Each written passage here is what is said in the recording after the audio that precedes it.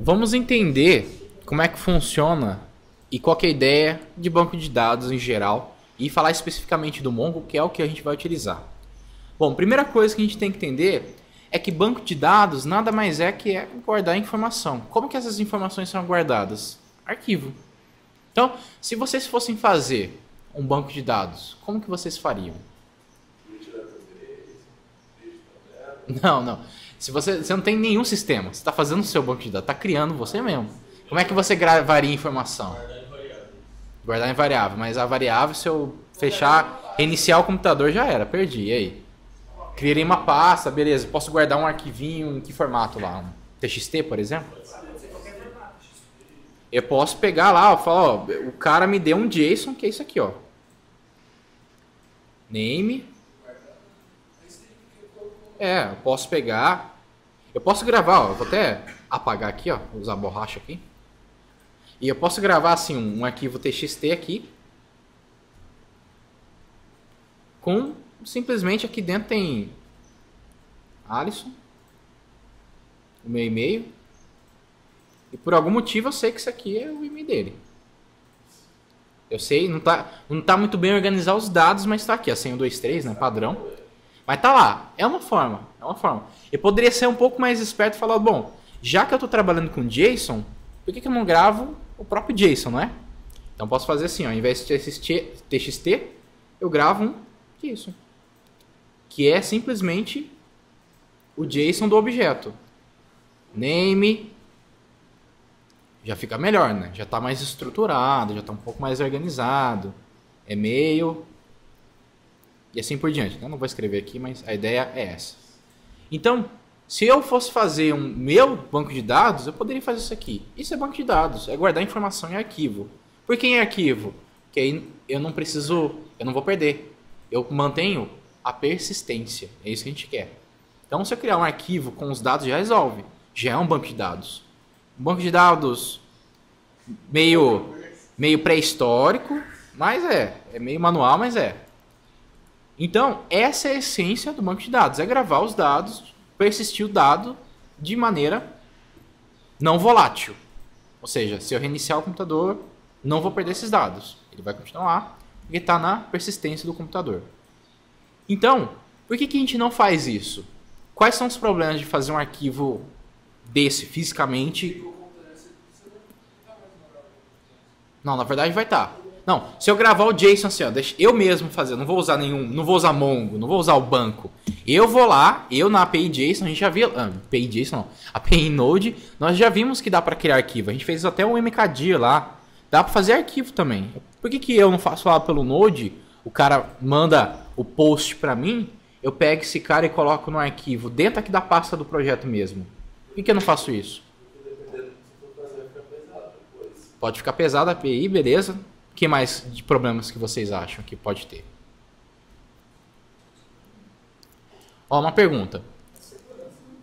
Segurança. Legal, é um ponto muito importante. Facilidade também, né? Porque você vai ter vários arquivos. Se eu lançar um sistema, um aplicativo, por exemplo. Eu lanço clientela com um aplicativo. Eu vou ter controle dos usuários? Quantos usuários vai ter? Esse controle. Quantos usuários podem consumir a API? Eu não sei. Um aplicativo é um cliente já. Quantos vão estar usando esse meu aplicativo? Não sei. Eu vou ter um monte de clientes. E qual que é a minha garantia que o mesmo cara, dois caras diferentes, aliás, vão mexer no mesmo arquivo ao mesmo tempo? E aí? Então a gente tem também o problema de concorrência. Concorrência no sentido de duas alterações, duas ações acontecerem no mesmo arquivo ao mesmo tempo. E aí? Como é que eu vou cuidar disso? Então assim, dá para fazer? Dá, mas o custo disso é absurdo. Eu vou ficar mais tempo fazendo o meu banco do que fazendo a API propriamente dita. Por isso que dentro da programação, dentro da nossa produção do sistema, nós não vamos fazer manualmente nosso banco de dados. A gente vai utilizar o chamado SGBD, que é Sistema Gerenciador de Banco de Dados. Quais são os sistemas gerenciadores de banco de dados que a gente tem? Vários no mercado. MySQL, Postgre, tem a Oracle, tem o Mongo que a gente vai utilizar. Vem um monte, tá? É o Postgre, Postgres, tá? MySQL. Então, o que a gente vai fazer é o seguinte, a gente vai utilizar o Mongo, tá? Esse sistema gerenciador de bancos de dados, eles são basicamente categorizados em dois grupos, duas categorias. Os caras que são baseados em SQL ou SQL e os caras que são baseados em não SQL, NoSQL, tá? Esses caras aqui, ó, são SQL. O Mongo é NoSQL. Vamos entender essa diferença, tá? Tem outros, não é só o Mongo não, tá? O Mongo não é exclusivo nisso, tem outros caras também, tá? Mas o mais conhecido aí é de fato o Mongo. Vamos entender primeiro o paradigma SQL. Aí vai ficar mais fácil da gente entender o NoSQL. E quais são as vantagens e desvantagens de cada um, tá? O SQL, de maneira bem grosseira e bem rápida, ele vai gravar as nossas informações em forma de tabela. Simplesmente isso. Então, se eu tiver, por exemplo, cliente, eu vou ter uma tabela chamada cliente. Vou ter uma tabelinha em que vai ter lá, ó, o nome do cliente, o e-mail, o CPF e assim por diante, beleza? E cada linha dessa representa um cliente cadastrado. Vai ter o João, com e-mail j@gmail, com CPF 000. Vai ter outra linha, que é outro cliente cadastrado, que é a Maria, mar@gmail, com CPF 777 e assim por diante. Beleza? Essa é a ideia. Então, é isso. E se eu tiver, por exemplo, ó, vamos supor que a gente está fazendo um sistema de venda. E eu então tenho uma venda.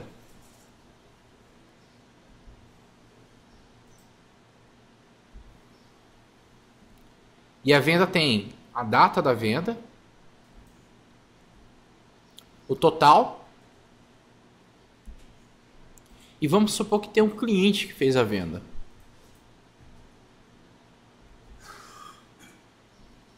E eu posso colocar, a data foi feita, sei lá, dia 20 do 11 de 2019.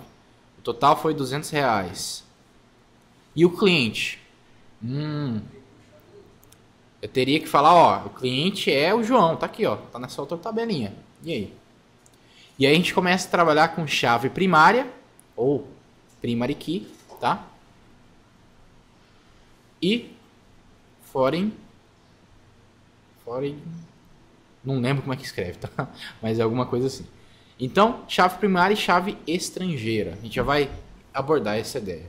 Eu não vou me aprofundar, tá? Isso aqui tem muito mais coisa para ver.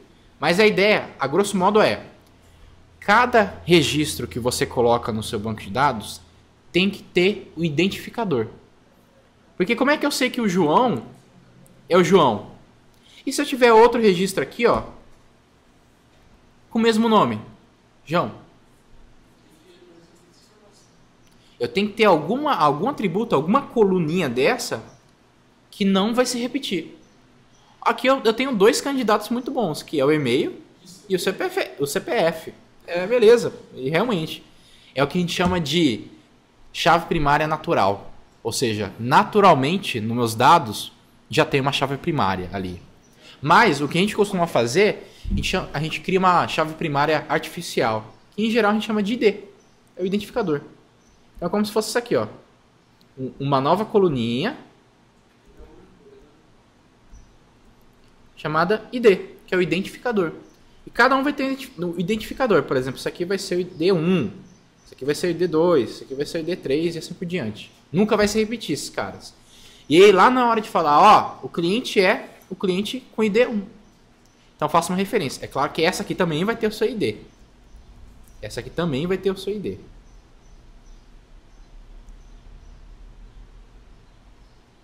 Beleza?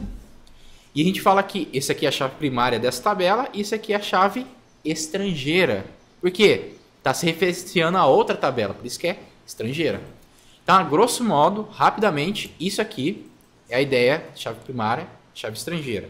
Isso aqui é SQL. Quais são os problemas do SQL? Vamos lá. Bom, nós estamos trabalhando com orientação a objeto, certo? Orientação a objeto é muito comum da gente ter objeto dentro de objeto. Isso aqui não é possível fazer dentro do SQL. Eu não consigo pegar essa tabela venda e colocar dentro da tabela cliente. Por isso que a gente utiliza a chave estrangeira. Qual que é o problema disso? Imagina que eu tenho que buscar a venda com o cliente. O que vai ter que acontecer? Eu vou ter que fazer duas buscas. Busca a venda e depois busca o cliente.